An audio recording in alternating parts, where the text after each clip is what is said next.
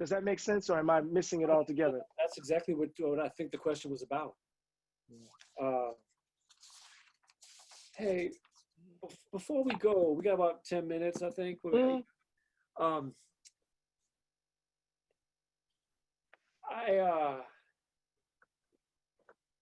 the one thing about No Name in the Well, I mean, No Name in the Street is such a huge book, and again, I love that book. I do think it's Baldwin's best nonfiction book.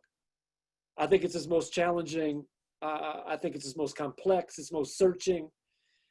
It's not as tight, obviously, as Fire Next Time, but it doesn't bother me. And I think the things that the looseness of the book, if you want to call it that, delivers are worth it. And the things that would have to be sacrificed in order to tighten it up, like Fire Next Time, I think we're poorer if we sacrifice those things. I think the same thing about his final novel, Just Above My Head. It's loose, it's rambling, it's chaotic, but I wouldn't, in a way, I wouldn't change a word. I'm convinced that there are resources there which could have been brought out in no other ways. But No Name in the Street, and the idea that in some way it's a bookend or an answer to the Fire Next Time. In my mind, I think about the conversation in the Fire Next Time with Elijah Muhammad in the mansion there as kind of answered by, strangely enough, the scene where Baldwin goes and visits his friend whose name is Arthur Moore to take him the suit in the Bronx. Yeah, isn't that weird? But I'm wondering, because, one of the main turns in Baldwin's career, as you say, and one of the other students' question was about the changed nature of Baldwin's we. And one of the big switches that we have to always come to terms with in reading across Baldwin's career is the moment in the late 60s and early 70s where Baldwin basically says, look, the country and the vast, vast majority of white folks are just not coming along here. We've got to save each other, which means basically Black folks are going to have to address other Black people in a way that gets us moving in a direction that allows survival. Mm-hmm. We will recreate each other now, is the way I, paraphrase that turnabout.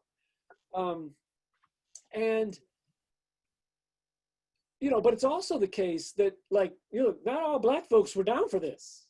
Oh, no, not at all. And that was never the case. The woman who stabbed King, and maybe she was deranged.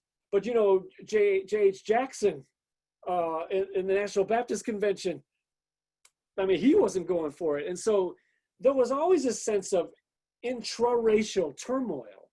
Mm-hmm. And what I love about that scene in Arthur Moore's apartment is, again, the way Baldwin takes that political sense of interracial turmoil and makes it personal. He brings it home right into a living room. And do you have anything to remark about that? It's so fascinating because remember his childhood friend is a postman. Right, exactly. Your father's a postman. And remember, Jimmy is explicit when he throws the wedding rings into the Hudson River, that he wants to reject this standard life of a wife working at the post office. Right. This is an echo of an earlier formulation from Notes, right? Mm-hmm. Embodied in his friend. So he's turning his attention back to the early work in that moment. Interesting. He's also dealing with his celebrity. Yes. How the community to whom and for whom, to whom he's indebted and for whom he's willing to risk his entire life, that there's this distance. It's like Thelwell says, James Baldwin has to deal with the James Baldwin, there's this distance that is now unbridgeable. Yeah. Because of who he is. He's driving in the Cadillac to the house to give he's drinking cigarettes and smoking cigarettes and drinking his probably Johnny Walker Black in front of the family, this sort of thing, right? So there's the distance between him and the community that he's registering in that moment as well. And then of course there's the grief. Yeah. And how he has to grieve and the way in which that grieving um, frames, right, what follows in the book. I think it's just a sign of his brilliance in this, how the book is engaged in this signification on the early works, how he's transforming and transfiguring themes under new conditions. Because remember, he's trying to figure out in No Name in the Street how to pick up the pieces and move forward. And he's thinking about this at the level of form.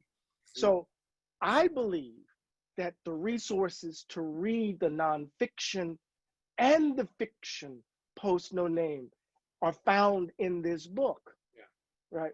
Yeah. How we get the sound of If Beale Street Could Talk, the way in which If the Devil Finds Work works, the way I'm thinking that all of the initial gestures are right here. And then there's this moment. I interviewed Angela Davis for the book.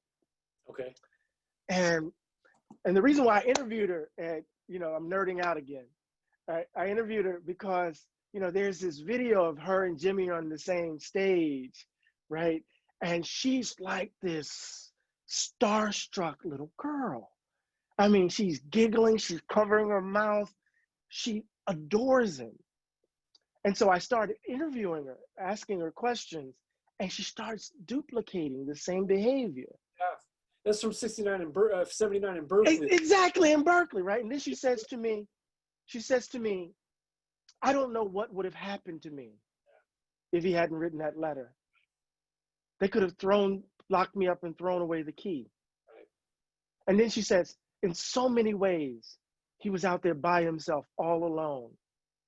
And then she said this, No Name in the Street, Eddie, I think, may be the very first book or the foundational text to carceral studies. The way in which he talks about the 1968 Streets Act, how we read the story around Tony Maynard, right? And so she says it's perhaps one of the first books we get that will lay the foundation of what would become carceral studies. And I was just sitting there just blown, but because we tend to read its disjointed nature, right? That it's not as tight, right? Yeah.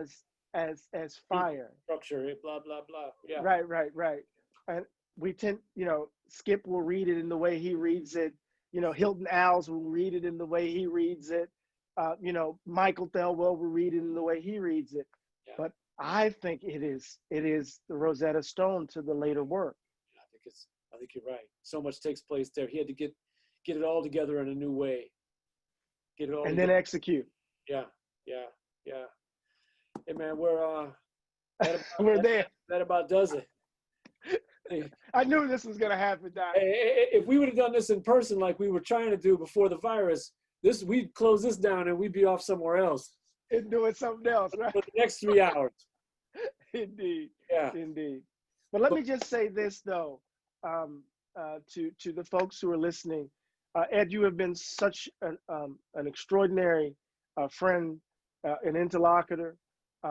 You shared your work with me. You helped me move through the book. Begin Again. I acknowledge you in the acknowledgments. You were so important to the work. And Improvise, as I like to call the book, is so important to my thinking about Baldwin and the work that you've published in the Boston Review. So I just want to give you a shout out for keeping, for lifting the bloodstained banner, man, and keeping it up. I appreciate you. We need to create conversations. Like Fred Moten said, we need to enhance our habits of assembly. Indeed. So all to that end, man. And thanks for doing what you do, Eddie. I hope we see each other in person one of these days. Indeed. For all of us at UGA, man, thanks for doing this and thanks for the work. And we'll be talking about the book in class coming up. All right, I look forward to it, man. Y'all take care. Peace. Seeing you out there. I know you're going to be tuning in an hour to the debate or whatever. You know it, Doc. You know it. Peace, man. See you later. Peace. Yeah. Okay, everybody. Thanks.